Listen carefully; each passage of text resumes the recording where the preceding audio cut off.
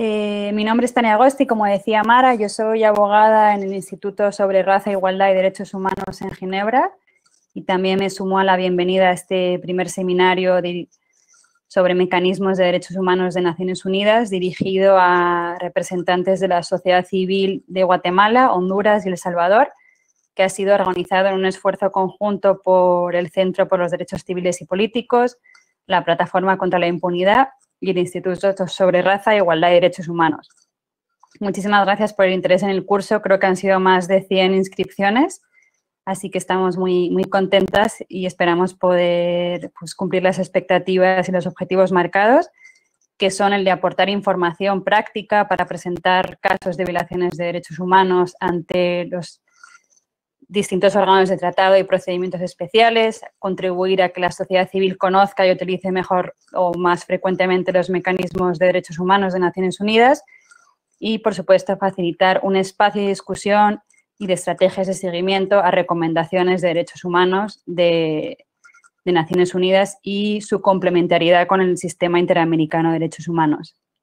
En este primer módulo, que es una introducción al sistema de Derechos Humanos de Naciones Unidas, tiene por objetivo presentar los mecanismos de derechos humanos, tanto como los órganos de tratado como los procedimientos especiales.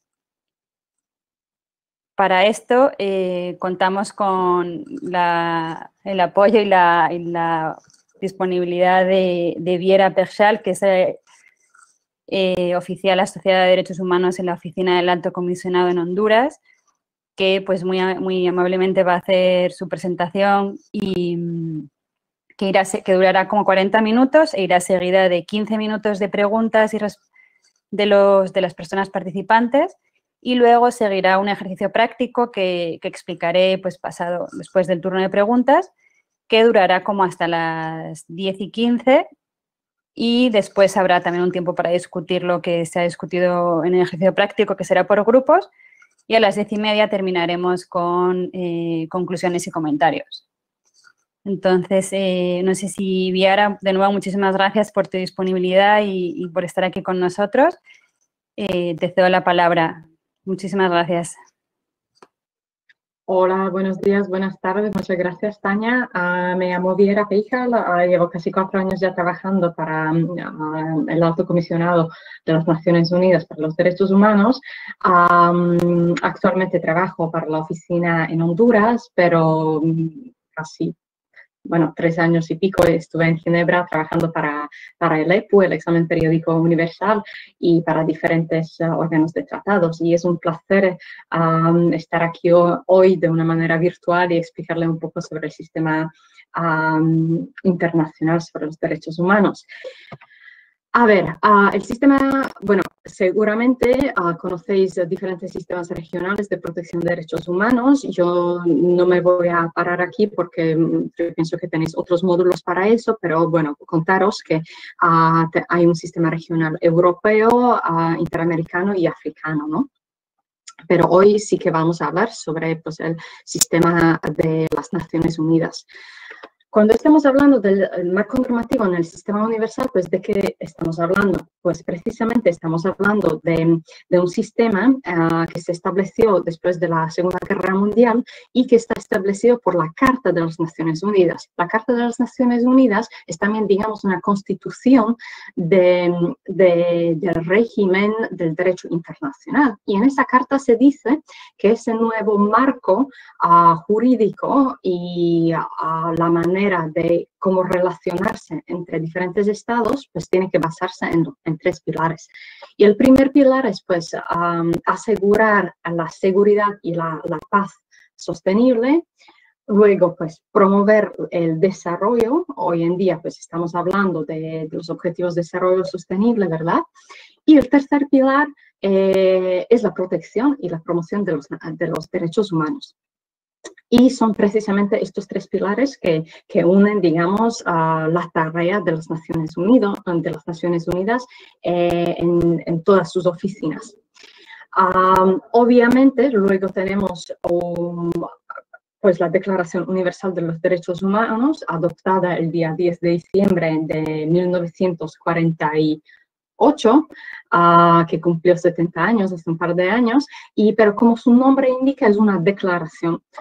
Tenemos que tener en mente que después de la Segunda Guerra Mundial, pues el compromiso y el consenso internacional sobre los valores y principios internacionales no fue tan claro. Por eso, bueno, se adoptó esta declaración que luego pues sirvió como origen para lo que sí que hay tratados internacionales de derechos humanos.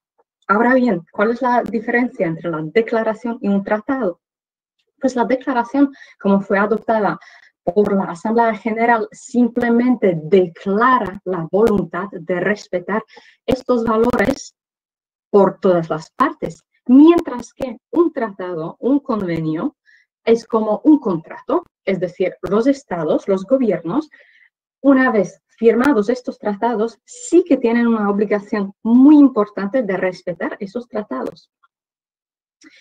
Entonces, mientras que no exista una obligación de respetar, digamos, una obligación jurídica de respetar la Declaración Universal de los Derechos Humanos, sí que hay una obligación jurídica para todos los tratados ratificados por los estados.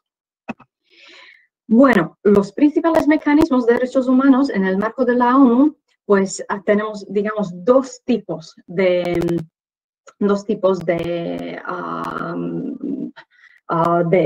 mecanismos.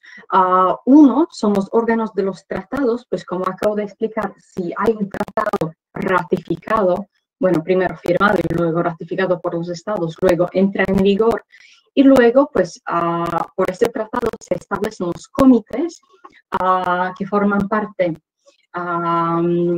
los expertos forman parte de esos comités y ellos están mirando el respeto y la implementación de esos tratados. Entonces, estamos hablando de los órganos de los tratados o los comités. Luego, tenemos lo que se llaman órganos no convencionales, porque no vienen de ninguna convención, ¿vale? Porque se crean gracias a la Asamblea General, como es el caso del Consejo de Derechos Humanos, que gracias, el Consejo de Derechos Humanos es un consejo de 47 miembros, pero son estados, ojo, son estados miembros, no son expertos, ¿vale? Y ese consejo de 47 miembros crea un mecanismo que se llama el examen periódico universal y gracias a otro tipo de resoluciones, pues los procedimientos especiales. Primero voy a intentar explicar los órganos de tratados de derechos humanos. Ya he dicho antes que tenemos 9 principales tratados internacionales de derechos humanos. También ya me he referido al contexto internacional después de la Segunda Guerra Mundial, cuando no había ese consenso sobre las obligaciones jurídicas, pues las primeras convenciones que surgen se llaman Pacto Internacional de Derechos Económicos, Sociales y Culturales y el Pacto Internacional sobre Derechos Civiles y Políticos. Porque como quizás os acordáis, hay Guerra Fría, el mundo está dividido en 2 bloques y cada uno de los bloques pues tiene su manera de ver el mundo y entonces pues un bloque dice que son los derechos civiles y políticos los más importantes y la otra parte dice que no, son precisamente los derechos económicos, sociales y culturales.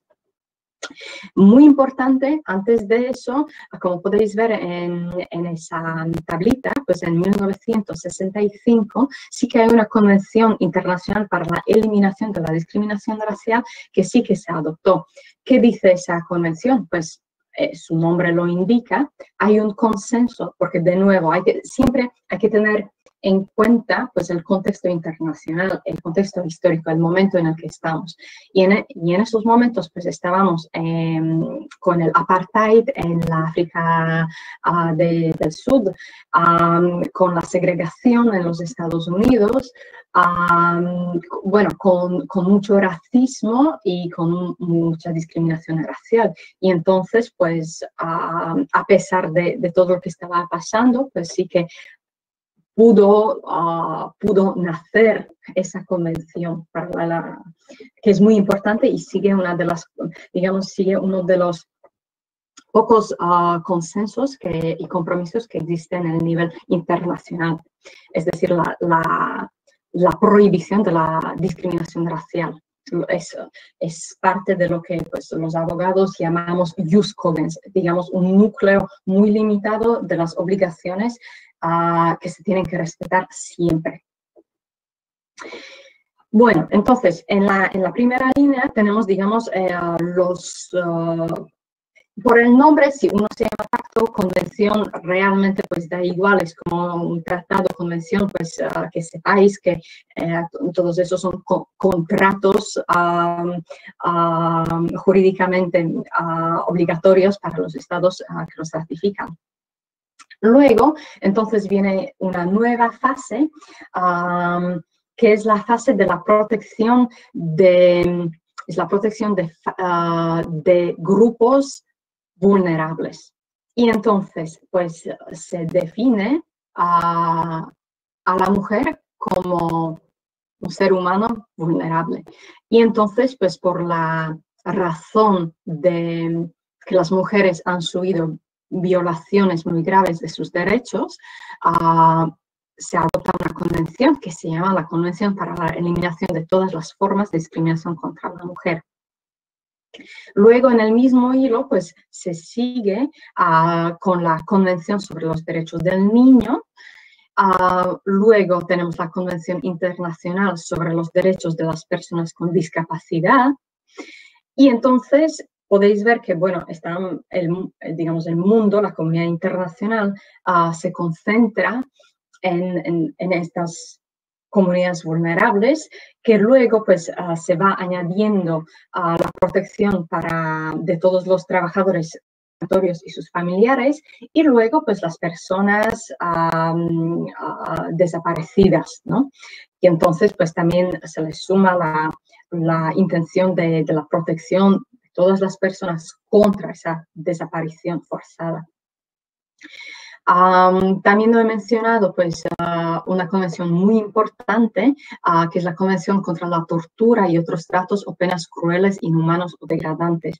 Y cuando he hablado de precisamente ese jus cogens, ese núcleo de las obligaciones que siempre tienen que respetarse, pues junto con la prohibición a la discriminación racial, es también la obligación de no torturar y prevenir la tortura. Forma parte también de ese pequeño grupo, digamos, de los derechos que no se pueden cuestionar, que no se pueden violar ni siquiera durante la pandemia o un golpe del Estado o una crisis environmental, etc. Y entonces, pues, todos estos comités dieron lugar al nacimiento de esos comités, y entonces siempre estamos hablando, por ejemplo, del comité CERT. Entonces, ese es el comité que está mirando cómo se aplica la Convención contra la Eliminación de la Discriminación Racial. Cuando hablamos, por ejemplo, del comité CRC, porque se utilizan las siglas en inglés, Convention on the Rights of the Child, Convención sobre los Derechos del Niño. Y entonces hay 9 convenciones, pero sí que hay 10 comités. Si podéis ver, hay un subcomité ahí que se llama SPP. Ese subcomité está mirando para los estados que ratificaron el protocolo opcional, cómo pues lo implementan, y también pues ese subcomité lo que hace es poder visitar pues los lugares de detención, es decir, las cárceles, también bueno, centros de migración, hospitales, etc. Entonces hay 10 comités, pero sí que hay solo 9 convenciones. Como ya he dicho antes, pues el mandato de los órganos de tratado es monitorear la implementación del tratado relevante por los estados partes. Es decir, si un estado no ha ratificado a la Convención para la Protección de los Derechos del Niño, el comité, es decir, ese estado nunca va a llegar delante del comité y nunca va, digamos, a responder a esa implementación porque nunca ratificó esa convención, ¿vale? También lo que es muy importante que sepáis que pues esos comités son compuestos de expertos independientes nominados, elegidos por los estados partes,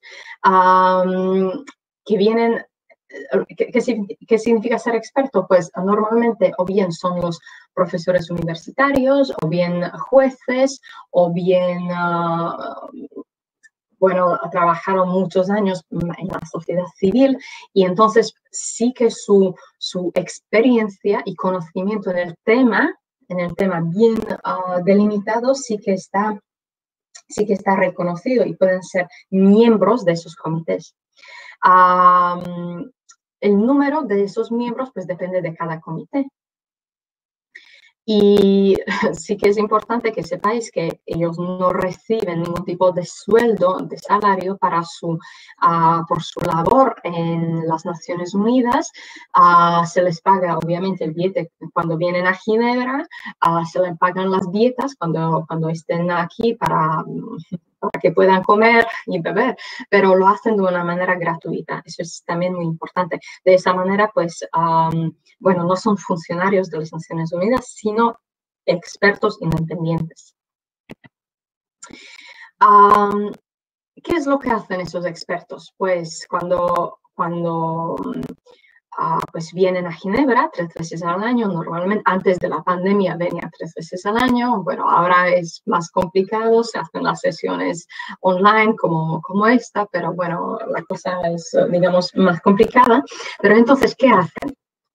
Están sentados en esa sala de reuniones que yo compartí una foto con vosotros y reciben la delegación del Estado. Obviamente, antes de esa visita del Estado, ellos sí que tienen el informe que el Estado mandó. Porque sí hay una obligación por parte de los Estados de enviar un informe, una información actualizada, pues cada 4 o 5 años. Y entonces, pues los expertos leen esa información, también reciben informes de la parte de la sociedad civil. Luego, pues nosotros como funcionarios internacionales hacemos nuestro trabajo de investigación y miramos cuáles son los temas más importantes y de esa manera, pues intentamos que los expertos, porque nadie conoce todos los estados, nadie es experto en todo y entonces podemos aconsejar cuáles son las prioridades. Porque estos expertos, al final de un diálogo constructivo, interactivo con esa delegación del Estado, sí que formulan lo que se llama observaciones generales. Eso significa, seguramente habéis visto para vuestro país, Guatemala, Honduras, El Salvador, las observaciones generales que vienen de los de CEDAW, CRC, CERT, y entonces hay como un pequeño párrafo que dice: estamos preocupados por el número de los casos que hablan sobre la violencia contra la mujer. Un párrafo, y en el segundo párrafo recomendamos adoptar políticas públicas, construir refugios, casas para las mujeres maltratadas, adoptar un currículum para la educación, lo que sea. Es decir, y esos expertos dan una recomendación al Estado. Y luego, pues el Estado se lleva esas observaciones generales para la casa, a la capital, y luego pues intenta implementar esas recomendaciones en 4 o 5 años. Luego, al cabo de esos 4 o 5 años, vuelve a Ginebra y los expertos le preguntan, oye, que te damos esta recomendación hace 4 años, ¿qué es lo que has hecho? ¿O por qué no lo has implementado? O, bueno, te recomendamos cómo mejorar la situación. También esos expertos organizan debates sobre temas relacionados con los tratados. Seguramente también habéis visto, por ejemplo, para el Pacto Internacional sobre los Derechos Civiles y Políticos, que habla, por ejemplo, de la libertad de expresión, la libertad de la reunión, asamblea, pues ellos interpretan qué significa pues, ese artículo 19 o 20 del Pacto Internacional. Y esa interpretación es muy importante porque luego pues, la sociedad civil, pero también otros estados pueden comprender mejor qué es lo que significa cada uno de esos artículos. Otra de las funciones muy importantes es que pueden examinar denuncias de personas sobre violaciones de sus derechos. Ojo, no todos los comités pueden hacerlo y no para todos los estados. Ahora bien, hay convenios que reconocen el derecho a las personas que sufren violaciones de derechos humanos venir al comité, después cuando cumplen ciertos criterios, pero los estados sí que siempre tienen el poder de hacer una reserva respecto a esa parte del tratado. Es decir, es siempre muy importante tener en cuenta que, por ejemplo, aunque Honduras haya ratificado el ICCPR, el Pacto Internacional sobre los Derechos Civiles y Políticos, hay que mirar bien si, por ejemplo, si Honduras ratificó el pacto, el protocolo opcional número 2, por el que se autoriza a las víctimas de venir al comité. También pues, los comités pueden examinar denuncias entre los estados. Precisamente es el Comité de la Eliminación contra la Discriminación Racial, que, por ejemplo, ahora mismo está mirando pues, el conflicto que tenemos en Europa entre Ucrania y Rusia para ver si se puede aplicar. Unos comités también pueden realizar investigaciones, por ejemplo, el comité que está mirando cómo se aplica la Convención para las mujeres, sí que puede hacer misiones sobre el terreno. Es decir, hace unos años se fueron a Canadá, también a Chile, para ver cuál es el fruto o cuál es la vida de la Convención.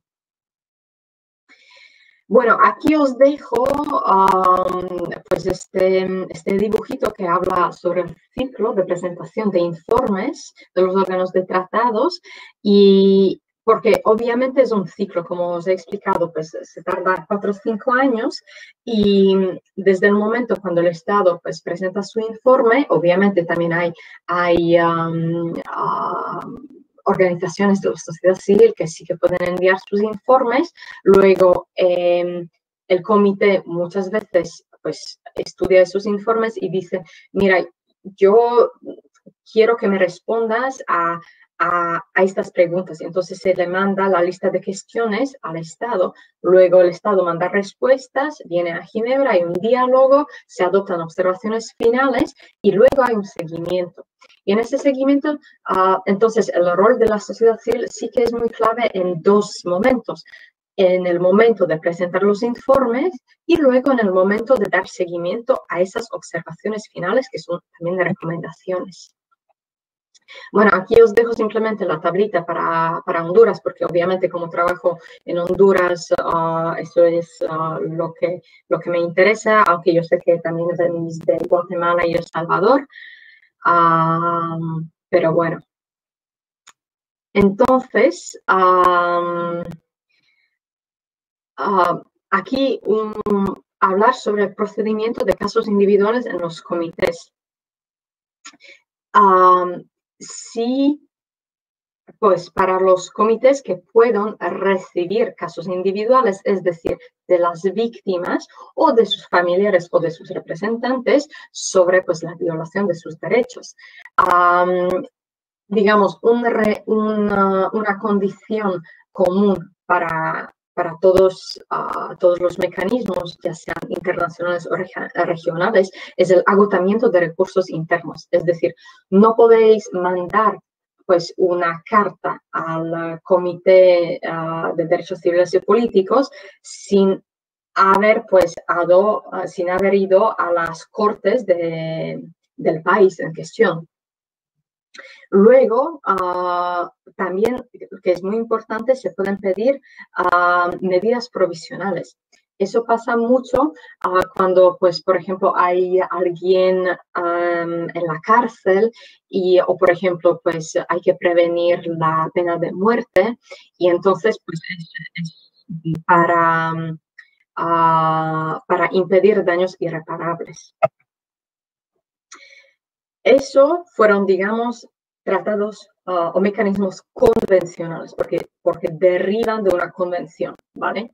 Ahora, pues voy a pasar un rato hablando sobre los mecanismos extraconvencionales, es decir, es el Consejo de Derechos Humanos, es decir, comité y consejo son dos cosas diferentes, ¿vale? Comité se ocupa del Pacto Internacional de los Derechos Civiles y Políticos y Consejo de Derechos Humanos, pues es un consejo, como lo podéis ver ahí en el dibujo, son 47 miembros de las Naciones Unidas que vienen de diferentes regiones, que se eligen por 3 años y pueden adoptar pues, diferentes mecanismos para la investigación. A ver, voy a empezar con los procedimientos especiales. Son los mecanismos con el mandato de examinar, vigilar, asesorar e informar públicamente acerca de las situaciones de los derechos humanos en un país o territorio determinado, lo que se conoce como mandatos por país, o sobre un fenómeno de derechos humanos, grupo en todo el mundo, lo que se llama como mandatos temáticos. Seguramente sabéis que hay más mandatos temáticos que mandatos por países, porque obviamente en ese Consejo de Derechos Humanos, pues los 47 países que vienen, pues son por grupos regionales, es decir, hay países de América Latina, de Europa, África, Asia, es decir, de verdad no son solo, digamos, los países occidentales o solo los países africanos, no, hay de verdad es un consejo pues bastante diverso y entonces es lógico que se puedan poner de acuerdo sobre un tema de una manera más fácilmente que hacer la investigación en un país. Entonces, hoy en día tenemos 44 mandatos temáticos, por ejemplo, sobre el derecho del agua, sobre la protección de los defensores de los derechos humanos, otro relator especial sobre la libertad de expresión, sobre el cambio climático, etc. Hay muchos más mandatos temáticos que mandatos por país. Si no me equivoco, hay como 9 o 10 mandatos por país. Entre ellos, pues tenemos un mandato sobre Irán, sobre Bielorrusia, sobre Mali, sobre la República Democrática del Congo. Es decir, que haya un consenso que los estados decidan investigar un país, eso no suele ocurrir, es más raro.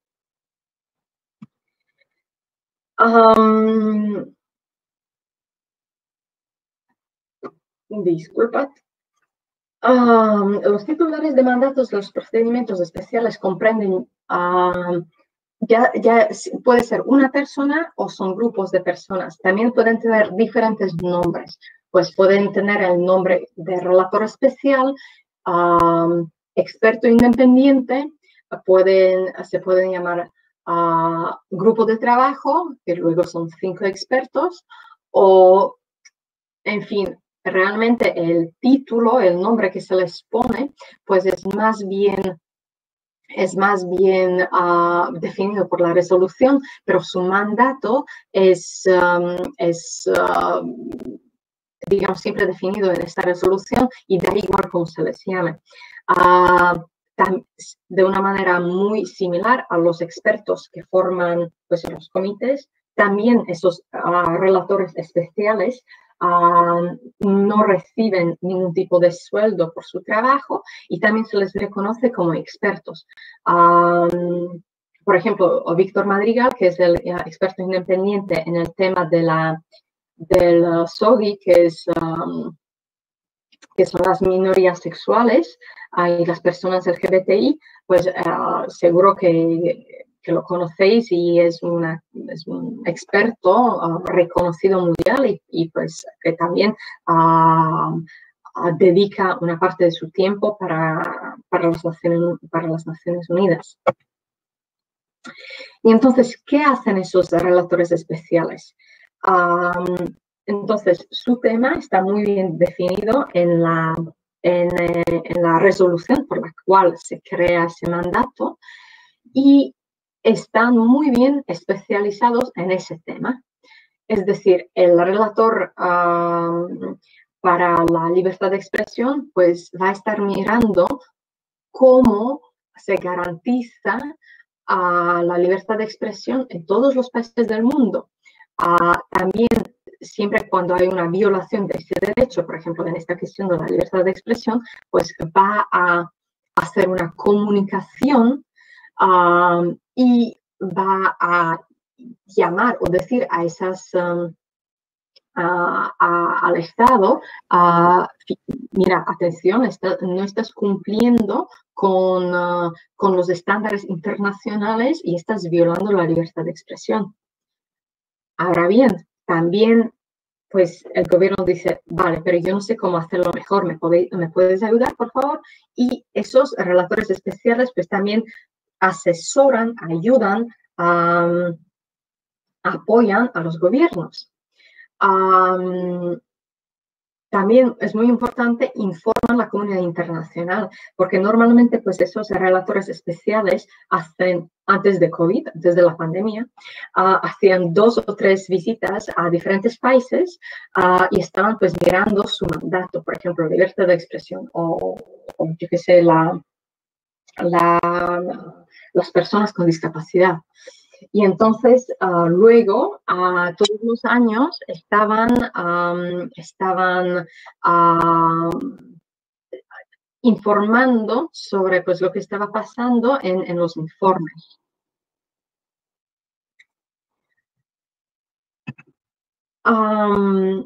Como ya he dicho antes, remiten comunicaciones, visitan a los países y reportan.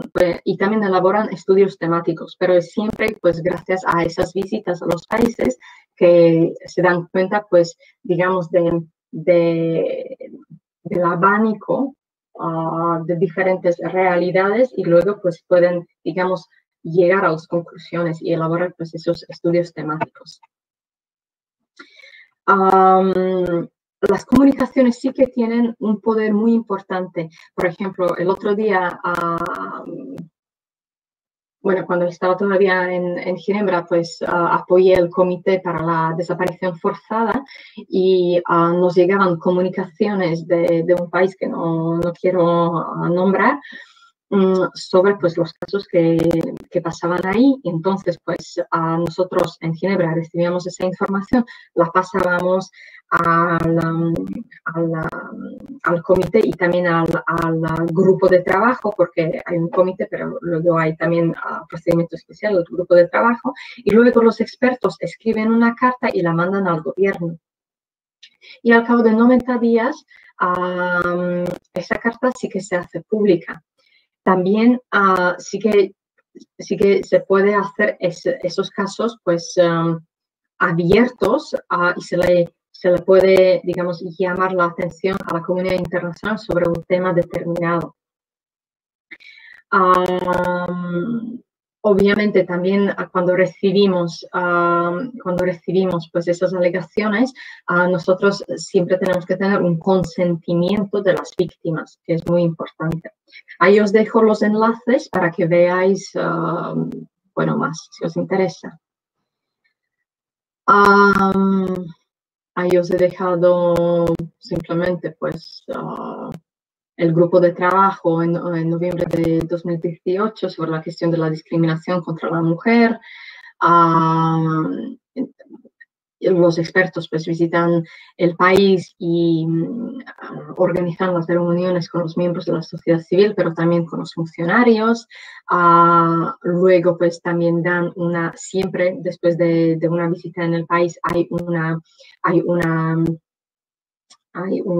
ronda de prensa donde el relator o el experto sí que señala sus hallazgos más importantes. Bueno, por ejemplo, en agosto de 2019 es esa foto del relator especial sobre la independencia de abogados y obviamente pues él se encontraba pues con los jueces y abogados. Estudios temáticos, también os dejo ahí el enlace para que veáis pues cómo se producen, si os interesa un tema en particular. Y luego en lo que nos queda, pues me gustaría hablar sobre el examen periódico universal y entonces pues hemos hablado sobre los tratados y los comités, ¿vale? Hemos hablado sobre los relatores especiales y ahora pues vamos a hablar sobre el examen periódico universal. Pues es un nuevo proceso, pero bueno, antes de eso, a mí me gustaría, pues, ¿qué significa el examen? Pues el examen, pues, hay que imaginarlo como, pues, de nuevo, viene la delegación a Ginebra, la delegación del Estado, y está examinada respecto a su implementación, respecto a la implementación y el cumplimiento de los derechos humanos.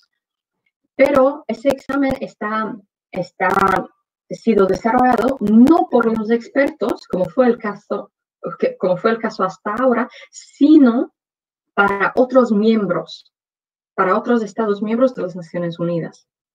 En inglés, este tipo se llama peer review, es decir, no los expertos, sino otros diplomáticos están mirando pues, la situación de derechos humanos en todos los estados.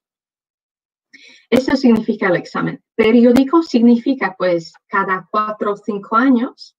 Y lo que sí que es muy importante, en la última palabra ahí, universal, porque este examen sí que se aplica a todos 193 Estados miembros de la ONU. Es muy importante tener eso en cuenta. ¿Por qué? Pues porque, como he dicho antes, si hay un Estado que no quiere ratificar la Convención sobre los Derechos del Niño, no hay manera de que Viera o Tania o alguien obligue a ese Estado a ratificar esa convención. Pero si ese Estado viene para hacer su examen periódico universal, sí que se le puede preguntar sobre los derechos del niño. Es muy importante comprender eso. Es decir, el tema universal se aplica a todos los miembros, pero también se aplica a todos los derechos también. No solo los derechos de los tratados que ese Estado ratificó, sino es una manera más larga de hacer el examen. ¿Por qué? Porque también el examen periódico universal está basado también en la Carta de las Naciones Unidas y en la Declaración Universal de los Derechos Humanos. Eso es súper importante, porque si os acordáis lo que os dije hace como 35 minutos, os dije la declaración no es jurídicamente mandatoria, pero la Carta de las Naciones Unidas sí. Pero el examen periódico universal permite pues hablar de muchos temas. Y ahora mismo estamos en el tercer ciclo y sí que todos los estados han venido y pasaron por su ciclo, que también es muy importante, porque también comparto con vosotros que hay muchos estados que sí que ratifican un convenio, pero que nunca llegan, nunca envían su informe y nunca vienen a Ginebra y nunca hablan con esos expertos. Y luego, pues, por un lado, sí, ratificaron el tratado, pero no hay manera de que se cumpla, de verdad. Y también lo que es importante, pues, bueno, obviamente hay un peso político, porque como os acabo de decir, es un examen hecho para otros Estados miembros y no por los expertos. Y luego, también lo que es muy importante, pues con la diferencia de los comités que dan sus observaciones generales, que también son recomendaciones en el EPU, los estados formulan recomendaciones y el estado, al final también de un diálogo interactivo, decide cuáles de esas recomendaciones se aceptan y cuáles se toman nota. En el lenguaje diplomático, tomar nota de algo no significa rechazar, significa simplemente pues que en este momento preciso yo no le voy a dar prioridad ni voy a gastar recursos para eso. Y entonces es un proceso que, como os podéis imaginar, les encanta a los estados. De hecho, en noviembre de este año, en un par de meses, Honduras sí que estará examinado por otros estados y Guatemala y El Salvador lo fueron, pues el año pasado Guatemala y El Salvador hace un par de años, si no me equivoco. Perdona, Viera, solo comentarte que quedan poquitos minutos para... Bueno. Sí. Estoy terminando, me quedan 2 diapositivas. Perfecto. Bueno, es lo que os acabo de contar, que los aspectos por el EPU, pues junto con la carta, la declaración de los instrumentos internacionales, también, como ya he dicho, estamos en el tercer ciclo, pues todas las promesas y compromisos voluntarios hechos por el Estado en el segundo ciclo y en el primer ciclo. Es decir, si el Estado se ha comprometido de realizar ciertos derechos, pues tiene que cumplir con ellos. Y entonces, pues, con esto me gustaría terminar. Los mecanismos internacionales de los derechos humanos, pues, son los órganos de tratados, procedimientos especiales y el EPU, el examen periódico universal.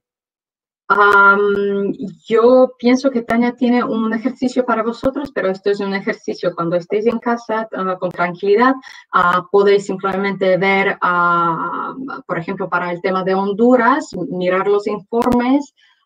Para Guatemala, imaginar que hay un relator especial que queréis que visite el país y por qué. Y para El Salvador, pues El Salvador estará examinado por el Comité para la Protección de los Derechos de todos los Trabajadores Migratorios y de sus familiares y no hay ningún informe de la sociedad civil. Así que ahí tenéis como, bueno, podéis practicar vuestra creatividad con la lluvia de ideas de cómo se podrían hacer las cosas. Bueno, con esto termino y les agradezco por la atención. Muchísimas gracias, Viera. Ha sido súper completa la presentación y creo que nos queda mucho más claro, ¿no?, el panorama de qué se compone el sistema de protección de Naciones Unidas de Derechos Humanos.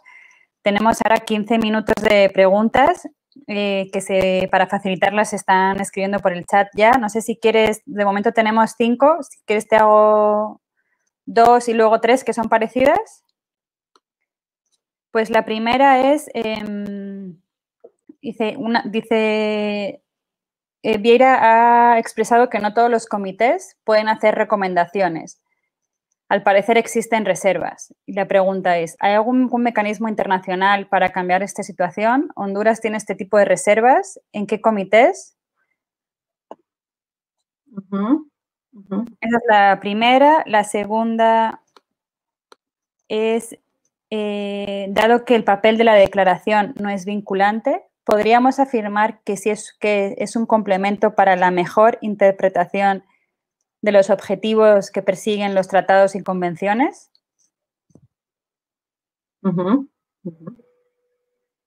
Luego las otras tres son más sobre qué pasa cuando el Estado no cumple con las recomendaciones. Entonces, si quieres, empezamos con estas dos y te hago las otras tres luego. Sí, mejor. Bueno, a ver, yo estoy muy consciente del tiempo, ¿no? Y bueno, eso son preguntas muy interesantes y bueno, agradezco mucho pues las preguntas, de verdad. Ojalá tuviéramos más tiempo. A ver, primero, realmente todos los mecanismos internacionales dan recomendaciones. Se utiliza otro nombre, por ejemplo, con los comités se llaman observaciones generales, pero si uno lee esas observaciones generales, aparece el nombre.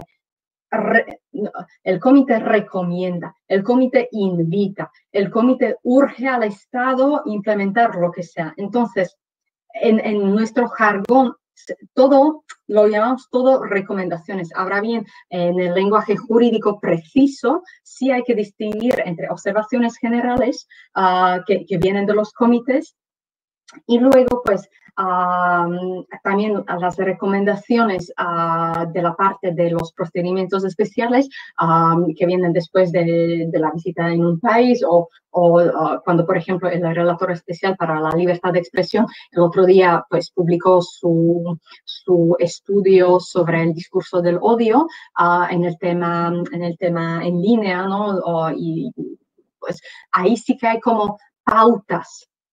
¿Veis? No estoy, digamos, utilizando todos los sinónimos de las recomendaciones, pero si queréis, para comprender mejor, son recomendaciones. Luego, lo que sí precisamente el EPU, por ejemplo, cuando en Honduras, en noviembre, cuando el gobierno esté ahí y haya ese diálogo interactivo, solo cuando otros estados digan, querido Honduras, te recomendamos adoptar una política pública sobre el sistema penitenciario, por ejemplo. Eso solo entrará, digamos, en la parte de las recomendaciones. El resto que el Estado diga, por ejemplo, nos parece muy bien cómo estás gestionando la crisis, te invitamos a que continúes con los objetivos del desarrollo del milenio. Todo eso no va a entrar porque no forma parte de la recomendación. Es decir, en el EPU sí, y en eso insisto, necesitamos la palabra recomiendo o recomendamos. Pero todos esos mecanismos producen, pues, miles de recomendaciones y luego, pues, quizás Tania también puede compartir el enlace para el índice, donde sí que se pueden encontrar recomendaciones por país y por tema. Pero lo que yo me refería a las reservas es, por ejemplo, pues si un Estado, por ejemplo, el artículo 4 de la Convención Internacional sobre la Eliminación de la Discriminación Racial, el CERT, que fue, os acordáis, ¿no? Que fue, digamos, el primer convenio. Por ejemplo, hay un artículo 4 que dice que los estados tienen la obligación de penalizar el discurso del odio y la incitación a la violencia. Y hay muchos estados, de verdad muchos, que hicieron una reserva, es decir, dicen, yo, el Estado, yo lo ratifico, pero no quiero que se me aplique el artículo 4. Yo voy a implementar el resto de la convención, pero no el artículo 4. Ahora bien, pues obviamente pues se está intentando y también con el EPU pues que se quiten esas reservas porque por ejemplo la Convención contra la Eliminación de la Discriminación Racial no tiene mucho sentido si el Estado no penaliza el discurso al odio, ¿verdad? Ahí pues dejaría el tema. Espero que sea más claro ahora. La declaración, pues muy buena pregunta sobre pues si es vinculante o no. Hay todo un debate sobre si la Declaración Universal de los Derechos Humanos forma parte de ese núcleo que os comenté. Para mí es un consenso no se le puede negar el valor que tiene y el valor importantísimo que tuvo después de la Segunda Guerra Mundial. Ahora bien, gracias a esa declaración, pues tenemos 9 convenios y en esos convenios vinculantes sí se pueden encontrar todos los derechos en la declaración. Yo pienso que es un valor simbólico y siempre estará ahí. Es más, es un documento, el segundo documento más traducido en el mundo, ¿no? Después de la Biblia. Y entonces tiene un valor muy fuerte y muchas constituciones del mundo sí que hablan de la declaración en su preámbulo. Es decir, a veces los símbolos tienen, digamos, más peso y más valor que los tratados. Bueno, eso fueron las 2 preguntas que yo anoté. Sí, no hay más. Yo creo que esas 2 ya han contestado un poco como qué hacer cuando no es un instrumento vinculante, ¿no? La siguiente pregunta es un poco como que creo que es muy útil, es qué puede hacer, por ejemplo, la sociedad civil cuando los estados no cumplen las recomendaciones, ¿no? Que de los estados. Esa es una. Luego, la otra pregunta, que iría también un poco relacionado con cómo puede hacer la sociedad civil, dice, la visita de un relator depende de la invitación del Estado, pero esto no siempre pasa, ¿no? Y pregunta, ¿enviar una carta es suficiente para que haga un pronunciamiento, para que haga una visita? Como ¿qué otras cosas podría hacer, no? Esas serían 2, y quedan 2 más y creo que ya terminaríamos porque no nos da tiempo a más. Ok, bueno, pues rápidamente también muy buenas preguntas. A ver, obviamente, hay que entender que la ONU no tiene la policía, no tiene una armada de soldados para obligar a que el Estado cumpla. Entonces, nosotros, yo como una funcionaria internacional, tengo que trabajar y quiero, para mí, el actor clave en este proceso es la sociedad civil, porque son vosotros quienes están en el terreno y quienes conocen muy bien el contexto y pueden realmente hacer la diferencia en el terreno con nuestro apoyo, pero tiene su arma, es el bolígrafo y en el cuaderno y la boca. Yo, la verdad, ni la alta comisionada no tenemos más poder. Bueno, obviamente ella tiene mucho más poder que yo, por favor, pero no tenemos, digamos, una policía internacional que haga cumplir. Lo único en el sistema internacional, a las resoluciones que son vinculantes, mandatorias para todos los estados, son las resoluciones que vienen del Consejo de Seguridad. Y solo en los temas de la paz y de la seguridad internacional. Por ejemplo, cuando y también en muchos casos, como por ejemplo lo estamos viendo en Siria o en el pasado fue el caso de Ruanda, su acción viene muy tarde. Es decir, el cumplimiento de las recomendaciones, hay que persistir, hay un seguimiento.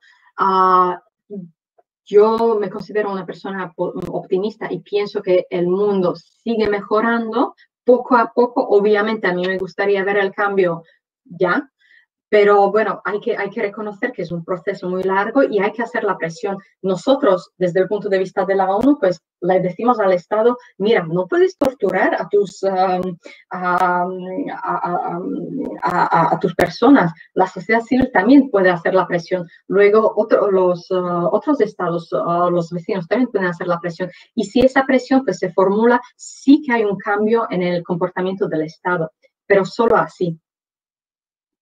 Y luego la cuarta pregunta sobre la visita del relator especial, depende del estado. Eso es cierto.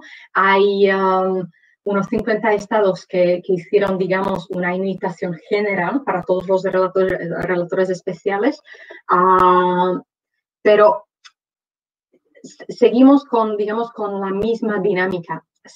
En el 2020, el mundo sigue compuesto por los Estados miembros que tienen la soberanía total sobre lo que hacen en su territorio. Eso es muy importante.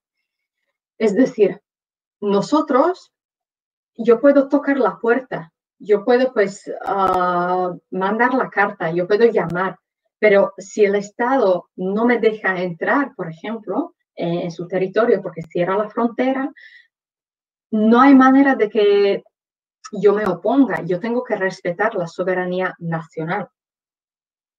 Pero lo que puedo hacer, obviamente, pues con mi boca, con las llamadas, con las cartas, trabajando con los miembros de la sociedad civil, sí que puedo hacer ver que es mejor colaborar en el nombre del cumplimiento de los derechos humanos que violarlos. Eso es lo que se puede hacer, pero hay que respetar la soberanía nacional. Perfecto, muchísimas gracias, Vieira. Hay dos preguntas más que creo que se pueden contestar ya cuando nos metamos en los módulos especializados de los comités, los procedimientos, porque ya pues estamos casi sobre el tiempo y quería también darte la oportunidad si quisieras hacer algún comentario final o para cerrar tu intervención, que tengas ese tiempo, y las preguntas que están en el chat las anotamos para los siguientes expertos que vengan sobre el tema. Me parece muy bien. Bueno, obviamente, pues yo encantada de poder participar. Muchas gracias por las preguntas. Espero que fue claro. El sistema es complicado.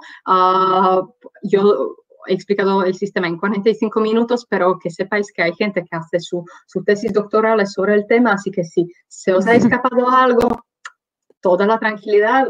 Yo llevo trabajando pues casi 4 años y todavía hay cosas que no me quedan claras, así que hay que comprender que el sistema es complejo y estamos también hablando de esas relaciones entre los estados y hay que tener en cuenta siempre el contexto, como fue con las convenciones, pues ahora con el EPU, que es una herramienta política, pero bueno, uno tiene que trabajar con lo que tiene. Y nada, desearos pues mucha suerte y también agradecerlos por vuestra labor en la promoción y protección de los derechos humanos. Muchísimas gracias a ti por la disponibilidad y por el tema que sabemos que te hemos avisado como en el último minuto, así que muchísimas gracias por estar siempre disponible y por la presentación. Seguimos en contacto. Seguimos en contacto. Mucha suerte. Hasta luego. Gracias. Hasta luego.